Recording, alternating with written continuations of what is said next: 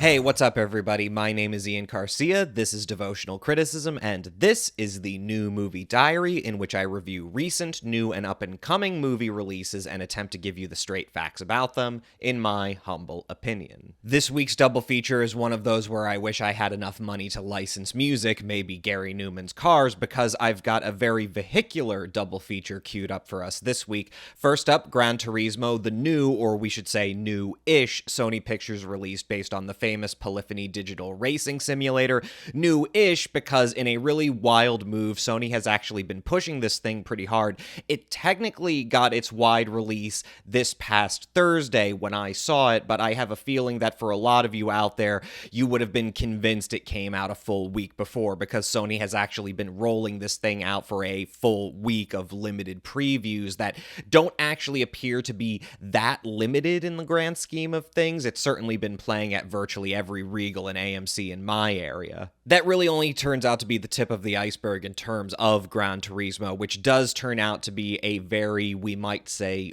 off-feeling movie for a lot of reasons, but is mainly of interest to a small but loyal cadre of genre movie fans because it's actually being directed by none other than Neil Blomkamp, the first major motion picture he's directed since the rather unfortunate underperformance, both financially and critically, of Chappie all the way back in 2015. Following that, we've got Liam Neeson once again leaning into his role as a modern star of B action thrillers with Retribution, an internationally co-produced remake of the 2015 Spanish film El Desconocido. In this film, Neeson stars as a financier who finds himself, along with his two children, being held hostage in his car by an anonymous criminal who has placed a pressure-controlled bomb under his driver's seat. But let's get into it with Gran Turismo, and just up front, I'm not necessarily the prime demo for a movie like this. I'm not a gamer, much less a simulator avid. I used to play video games more when I was a kid, but my mom had to take them away from me because I would get too angry playing them. But then again, knowing the reputation of movies based on video games among actual gamers, I'm not sure I'd be losing a lot in translation when appraising a film like Gran Turismo. And part of what's so weird about this film is that it's on the one hand being touted as being based on the simulator Gran Turismo created by Kazunori Yamauchi. Yamauchi actually plays a cameo role in the movie itself as himself. He doesn't get any lines, but the movie does literally open with a kind of very abridged montage for Yamauchi as this very driven, detail-oriented creator of this apparently extremely accurate racing simulator. But then, on the other hand, the plot of Gran Turismo itself is structured as more of a biopic about the British professional racer Jan Mardenborough. Basically, the movie chronicles Mardenborough's rise from a non-professional obsessive player of the Gran Turismo simulator to a professional racing driver himself, basically winning a competition put together by a partnership of Sony Interactive and Nissan to attend the competitive GT Academy, which trained Gran Turismo players to become professional racers, and thus the film follows Mardenborough's attendance of GT Academy, his winning a professional racing contract with Nissan, all culminating with his participation in the Le Mans 24-hour endurance sports race. And so besides being a rather transparent advertisement for Gran Turismo and PlayStation in general, Sony obviously owns PlayStation, there is this kind of weird, cynical tension at work in Gran Turismo, where the dramatic focus on the story of Mardenborough's rise from being a gamer to being an IRL professional athlete feels constantly overridden by this rather superficial meta-narrative in which Mardenborough's life and his successes are framed as just being kind of a constellation of Sony's intellectual properties and trademarks. I had a very similar feeling with Gran Turismo as I did a couple years ago watching Fighting with My Family, which was a biopic about the WWE wrestler Soraya Paige Bevis that was actually co-produced by WWE Studios, and thus predictably kind of presents this very sanitized portrait of WWE and its relationship with Bevis as not only an athlete but an employee of the company. It's not a one-to-one relationship, but I definitely get a feeling of a kind of deep-set conflict of interest going on with Gran Gran Turismo, because at least in the case of Fighting with My Family, Stephen Merchant's writing and direction of that film, while not spectacular by any means, was at least quite funny and very character-focused and had a nice baseline sense of endearing drama to it. With Gran Turismo, though, there really is this tension and a sense of a lack of balance to the film, because from the moment we're introduced to the story, not through the experience of the young Jan Mardenborough, here played by Archie Madekwe, instead of establishing the story through Jan's experience as just this working class kid from Cardiff, Wales, who is obsessed with and loves professional racing, but is neither coming from enough wealth nor academically inclined enough to become a professional racer by conventional means. Instead of opening with that, we're right off to the races with this montage opening about the game and its creator, Kazunori Yamauchi, this guy who's not even a major character in the story and doesn't even have any spoken lines in it. And look, I get that if you want to make the Jan Mardenborough story, you're gonna have to acknowledge the role of a PlayStation simulator in the story, but the simple fact is that screenwriters Jason Hall and Zach Balin's script for this film is incredibly clunky at its own terms, and as directed by Neil Blomkamp, is seriously lacking in its ability to elegantly thread these essential aspects of the narrative into what should feel like the focus of the story, which should be Jan Mardenborough. Like, there is so much about Jan's earlier life as just this go-nowhere working-class college dropout in Cardiff, Wales, that is just given no space for meaningful exploration or for Madekwe to really live in and inhabit, because instead of seeing these events primarily through the eyes of this identifiable rags to riches character, now we're flashing over to Orlando Bloom as Danny Moore, a marketing executive for Nissan, trying to pitch them on his idea for GT Academy. And I'm sorry, this isn't The Social Network. I don't give a how some suit with a big idea got his bank shot marketing gimmick off the ground. That's not interesting, and it directly detracts from your ability to tell this story through the eyes of your protagonist. And I'm not saying you can't have Danny Moore as a major character in the story. I do actually like what Hall and Balin do in terms of portraying Moore as this kind of conflicted character who, on the one hand, is incredibly cynical, who at one point is portrayed as literally wanting to go with another racer who narrowly lost a race against Jan at GT Academy because he thinks he's more media ready, and then on the other hand, really has this passion for the idea that he talks about in that pitch scene, which is like all about how there's this younger generation of people who simply don't identify with cars as symbols of adventure and freedom, and that this isn't just a brand exercise for him. This is about giving people who don't otherwise have the opportunity the chance to show the world that they can be elite professional athletes. I actually like those details in concept, but the problem is that those details are never portrayed as arising from Jan's own organic experiences as someone who's plucked off the streets and thrown into this completely new world, Last Starfighter style. It's just force-fed to us as if we are the executive audience that is being pitched an idea. This isn't even just lazy storytelling, it's bad advertisement. I get that this whole movie is basically just an elaborate product placement ploy for Sony and Nissan, but the best advertisers know that you don't get people hooked on your product by treating them like people who are already passionate about the product. And especially in the context of a $60 million motion picture, you have to be aware that all of the product placement parts are the things that you seed as part of the background of the story that you want to tell, because it's the story that hooks people. And if there's not enough delineation between the story and the product, I may not be thinking it consciously, but there's going to be a little light flickering in the back of my head, which is going, Why the do I care about Gran Turismo? Why the do I care about Danny Moore and the founding of GT Academy? I don't care about GT Academy. I don't care about how it was pitched. I don't care about how it was founded. All I care about is that it's there when Jan Mardenborough gets there, at which point then I can absorb all of this stuff about Danny Moore's glorious dream and Kazunori Yamauchi's great game as they intersect with Jan's story. Front-loading all that stuff just makes it clear that nobody here is really serious, much less about telling a story, even in just having a cynical enough view of me as a spectator to at least advertise to me well. And of course, because the structure of the script isn't there, all of the acting suffers. Poor Archie Mataquez really got nothing to work with here. The only actor who comes out of this looking remotely humanized is David Harbour as Jan's racing captain, Jack. He manages to at least salvage something out of this, and the irony is that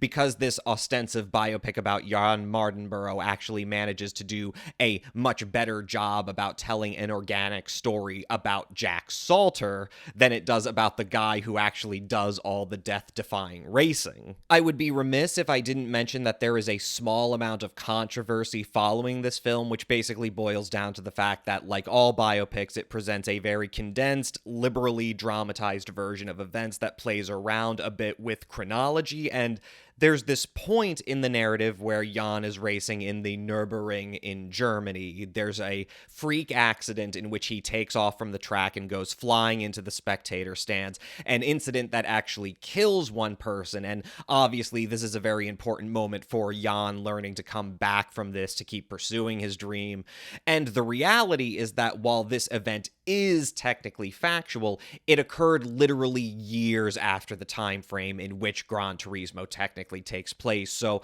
while apparently the real Jan Mardenborough was quite supportive of including this incident because to not include it, quoting him from the Sunday Times, would have been a disservice for the audience, which of course completely elides the issue, which is not whether the event is included, but whether or not the event is tastefully incorporated into the story, which I understand is relative in and of itself, but suffice it to say, it's not tastefully done at all. It's as clunky and feels as shoehorned as anything else in the movie, and quite frankly, there is an extent to which the inclusion of this dramatized version of this event kind of exposes what is so fundamentally lacking from the Gran Turismo story, because let's be real, this event wasn't included as a service to the audience. It was included because it's a salacious detail from Jan Mardenborough's life that ostensibly heightens the drama of the story, so when you contemplate what actually happens in the story of Gran Turismo if they don't decide to engage in this liberal embellishment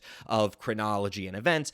it really just kind of hits you in the face about how there is just nothing terribly interesting going on in this movie at a dramatic level. That anything it could do interesting from a dramatic perspective is inherently compromised by the foiling of it all in this really cynical, superficial wrapping, and when it is explored at all, such as that idea of new media simulations offering avenues for the underprivileged to participate in elite sports or whatever, when it is explored at all, it is entirely in an expository fashion that never really hits home at an emotional level. Really, the only thing left to talk about is Neil Blomkamp's direction of Gran Turismo, which again is kind of his first big production in a long time. Obviously, back in 2021, he previously sort of attempted a comeback with Demonic, this low-budget sci-fi horror flick, which was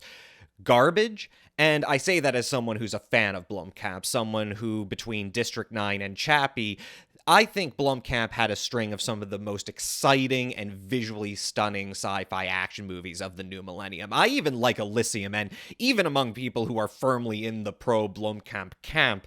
I know there's not a lot of Elysium defenders, and of course there's Chappie, which I just love Chappie. I think it's a cinematic masterpiece. You stealing daddy's cars? You stealing daddy's cars? But in the intervening years, having never really made a major film that wasn't a critical or financial disappointment, and despite building up an impressive cult following with each of those first three films, Blomkamp has pretty much been an outsider of the major film industry, spending more time with his Oats Studios project, making short films, which increasingly seem to be more about his evangelizing for various new kinds of visual effects and post-production technology. So it's really something to see Blomkamp finally returning to the director's chair, even in more of a journeyman context of a project that he didn't write. And it's unfortunate to say that even with Blomkamp in the director's seat, even with a director who not only has such a kinetic style, but also such a finesse with integrating visual effects, the direction of Gran Turismo is shockingly boring. I suppose from a technical perspective, the actual racing scenes are, I guess, exciting enough from a purely technical point of view. I especially like what Blomkamp and cinematographer Jacques Jaffray have managed to accomplish in terms of photography from inside the cars. Apparently, the Sony Venice 2 digital cameras that they used for the film, they were able to exploit the ability to detach the camera sensor and place it into really tight compartments of the vehicle so that they could get a lot of these really close, intimate shots without jeopardizing the body of the camera itself. But for all of that, there really is just such a profound disconnection between what Blomkamp is able to accomplish technically from what there is to narratively and emotionally tether us to what is going on. Even in terms of the sorts of flourishes that play to Blomkamp's particular strengths, and especially with what, since Demonic, has grown to be sort of his affinity for exploring the kind of heightened relationship between purely digital spaces and something that at a psychological level feels so much more tactile in a hyper-real way. There's parts early on in the movie where Jan will be playing the simulator and Blomkamp will do these tracking wide shots around him as a virtual car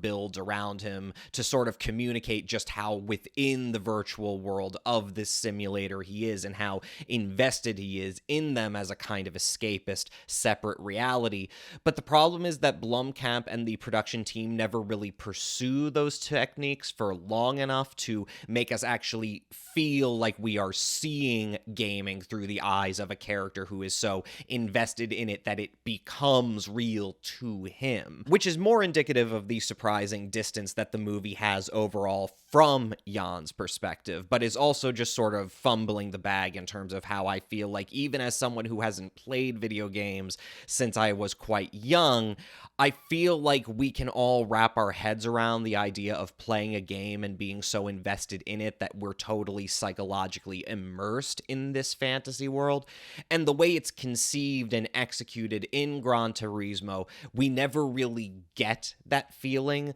There's far too much of a sense of only still viewing these things purely from the outside. We never really feel like we're seeing these things from the perspective of a person invested in the game. We are only ever still just watching someone playing a video game, which is, of course, incredibly boring. Quite frankly, a lot of the direction of Gran Turismo feels really dispiritingly phoned in for a filmmaker who has such a well-established and unique aesthetic. There's just no real sense of Blomkamp's stamp being on anything in the film. There's really only one sequence in the film in which you really get something of a flourish of the man behind the camera, and it comes at the climactic Le Mans race where we're seeing the opening ceremony for it, and you have the crowds singing the French national anthem, and you have this absolutely insane pageant in which a army helicopter flies in and these kitted out soldiers rappel down with a French flag and run in slow motion across the tarmac and hand it over to the race official, and jets fly over leaving smoke trails of red, white, and blue. And even the sound mix is really kind of strange with this. There's this very echoey, condensed feeling to the chanting of the national anthem that almost makes it feel haunting in a way. The way that that Blomkamp directs this moment, it has this really ambiguous tension to it because it becomes almost disturbing in the extent to which we're watching this jingoistic pageant occurring to inaugurate this international event. It's the one moment in the film when you're sort of reminded of what is the beauty of Blomkamp's own original films and how he kind of has a track record for making movies that, in their own allegorical way, really viscerally and deeply explore themes of the incestuous relationship between the military and capitalism, the conditions of marginalized peoples, etc. All things that in a differently handled script could have worked out really well with Gran Turismo as a sandbox for these very same themes, all culminating in this sequence which hammers home the idea that,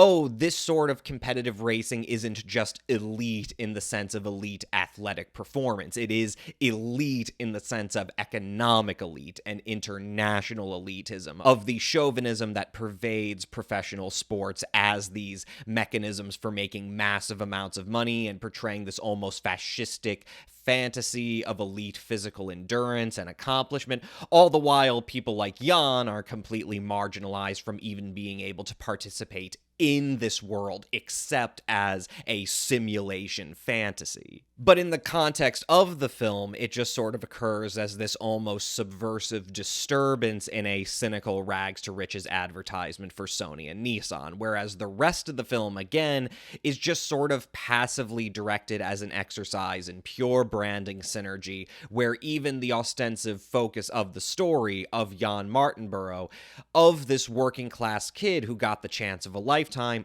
just sort of falls by the wayside and is made subservient to exactly the sort of chauvinistic pageantry and capitalistic cynicism that, ironically, Blomkamp has spent the better part of his career explicitly satirizing. Really kind of a draining outcome for Blomkamp as a director, really kind of a sad state of affairs, and a really quite boring movie. I'm going to be saddling this one with a charitable 2 out of 5.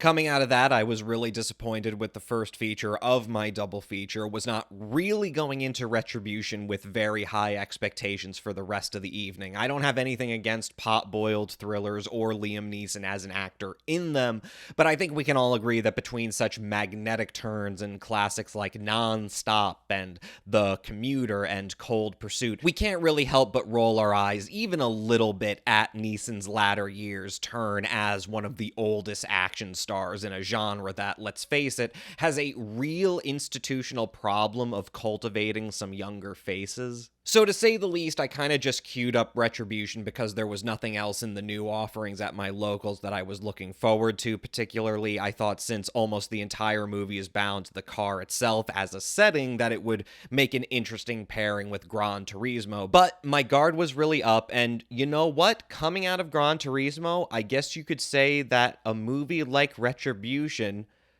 was just what I needed.